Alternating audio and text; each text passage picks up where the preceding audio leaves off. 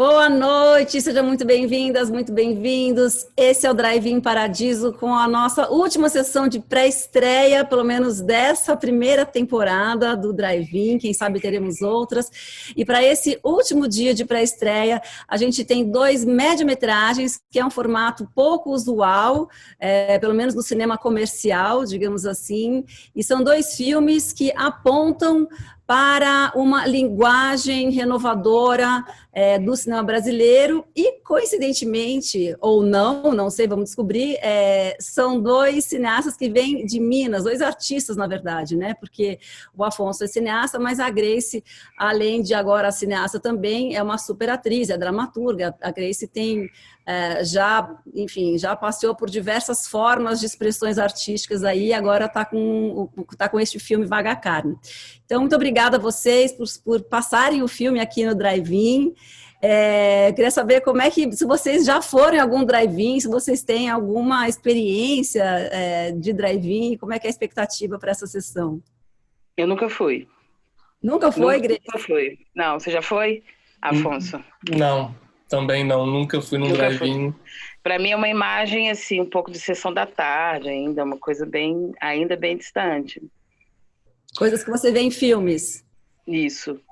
Exatamente. Ô, Grace, eu queria começar perguntando para você, como é que foi a gestação desse projeto, né? Eu sei que é um projeto já bem antigo, né, que você trouxe do teatro, e aí como é que foi essa experiência de transformá-lo assim, para o cinema, né, de trazê-lo para a tela de cinema? Então, Marina, eu tenho essa peça de teatro que chama Vaga Carne, que eu escrevi e atuo também nela, e inclusive continuo circulando com ela no circuito de teatro por aí.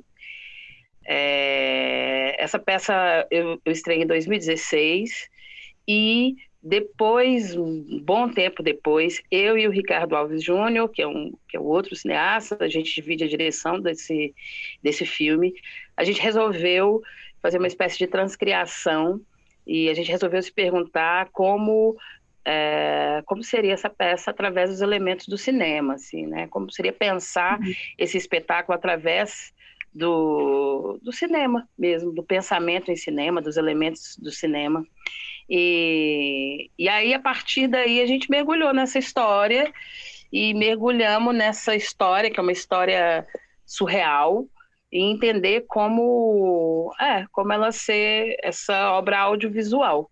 O personagem principal desse filme não é uma pessoa, é uma voz, e essa voz, ela se apresenta desde o início com alguns, digamos, poderes que os humanos não têm. Assim. Ela se apresenta como algo capaz de penetrar, de ocupar qualquer matéria. E, num determinado momento desse enredo, dessa trama, ela ocupa um corpo de uma mulher.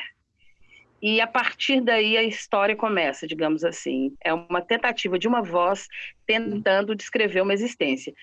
Legal, perfeito. E, Afonso, e você? Eu queria saber dos 7 anos em maio.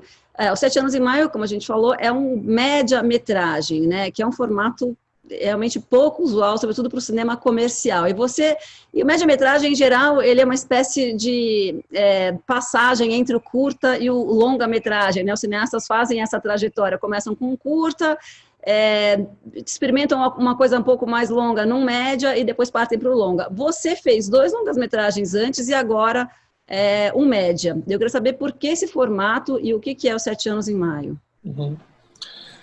Bom, pois realmente a gente tem essa situação, né, de um certo exílio do média-metragem, de formatos que não se encaixam nos padrões comerciais. Para mim, quando eu saquei que o filme tinha que ser um média-metragem, que tinha que ter essa duração, impunha esse desafio, né, que é saber que estava com um filme que não dialogava com os padrões do circuito de exibição do cinema. E aí o meu esquema foi topar, foi pagar para ver, porque eu achava que era a melhor forma do filme ser feito.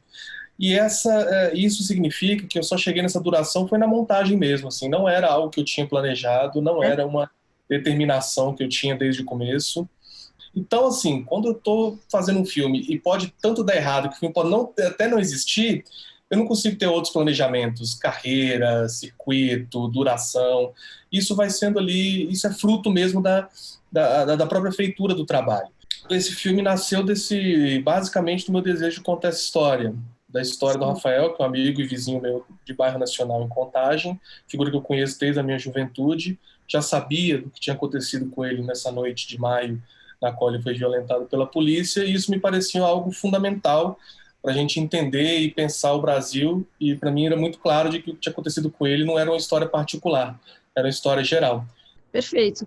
O que eu queria perguntar é o seguinte, como é que se deu a junção desses dois filmes? Porque antes da quarentena, antes da gente ter o isolamento social, os filmes seriam lançados juntos no cinema. Não sei, vou arriscar um pouco aqui, né? Na verdade, essa pergunta é uma pergunta que nos leva a buscar o que há em comum, né? Assim, independente se isso foi previsto antes ou não, assim, acho que tem isso. Eu sou uma grande admiradora do cinema do Afonso. Me sinto, de alguma forma, dentro de uma espécie de comunidade recortada pelo tempo, pela cidade, por amigos em comuns, por desejos de produzir alguma coisa. Quer dizer, esse desejo que o Afonso falou, o modo como ele criou, né, que ele descobriu que se tratava, por exemplo, de um média-metragem depois de começar. Me identifico muito com alguns procedimentos dele também. Então, essa história da gente lançar os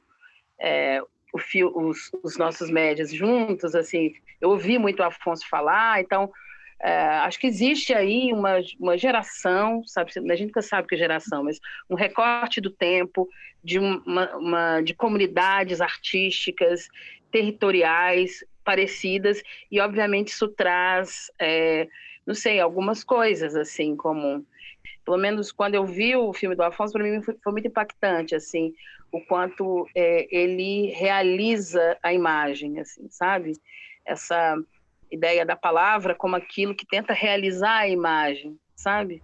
E, de alguma forma, também isso é uma busca no Vagacane. Não sei, eu me arriscaria aí para falar sobre sobre algum ponto em comum. Eu achei ótimo poder finalizar, digamos assim, esse primeiro ciclo do Drive-In Paradiso com um exemplo de como que a gente pode pensar diferente, né? Como a gente pode ter, enfim, iniciativas inovadoras sempre, ainda que as coisas já estejam aparentemente muito já bem estabelecidas. Eu queria pedir para vocês, então, convidarem as pessoas para a sessão. Acho que essa experiência de ver os dois filmes juntos, eu acho muito especial.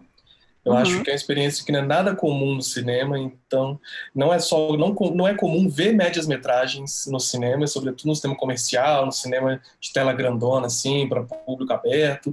Ver dois médias-metragens ainda fica ainda mais raro, e ver dois filmes como Os 7 Anos de Vaga Carne, sabe, para mim tão compromissados com o Brasil, tão compromissados com o tempo presente, e ao mesmo tempo tão compromissados em explorar as possibilidades de invenção da linguagem, do cinema, da palavra, do corpo, assim, para o bem ou para o mal, mas que se arriscam pelo menos a fazer algo que não é padronizado. Eu acho isso muito importante. Então, meu convite perde essa oportunidade não, porque tá raro.